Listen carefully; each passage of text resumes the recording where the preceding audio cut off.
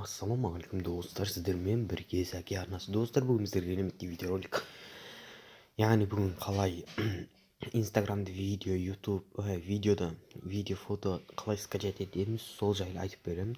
Ол үшін мына инстаграмды тартамыз, міне мына галочканы басамыз, разрешить дейміз, және біздің уже жүріп жатыр. Бұны қай жерден, яғни көптеген видеоларды, фотоларды жүктеп алуымызға болады. Мінеки загрузка началась. Мінеки келіп уже болды, загрузка болды. Енді достар, бұны қай жерден скачать етеміз? Ол үшін достар, телеграм каналға кіреміз, және де қазхак деген поиске қазхак деп жазамыз, немесе қаз андро деп ағылшынша жазсаңыздар болады. Бұл жерден инстаграм, міне инста аэро деген программаны жүктеп аламыз. Менде уже жүктеліп қойған, мінеки дәл осылайынан установить етіп жүктейміз, және де осыған кіреміз. Енді бұл жерден көптеген функциялар бар. Дәл осылайынан жүктеп аламыз. Енді достар, бізде екінші программаның аты Киноплей. Яғни бұл программаны қайдан скачать етеміз, және бұл программа не үшін керек десеңіздер, бұл программа керекті, яғни керекті киноңызды тауып көре аласыз. Мысалы, ютубта жоқ кинолар, және новыйдан шыққан кинолар, мінеки дәл осылай іздесеңіз де болады.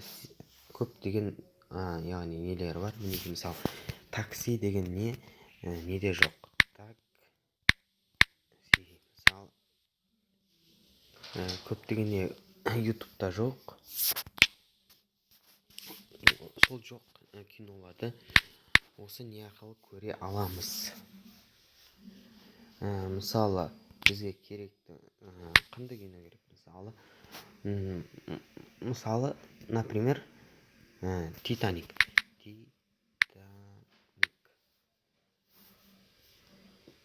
мінеки шықты.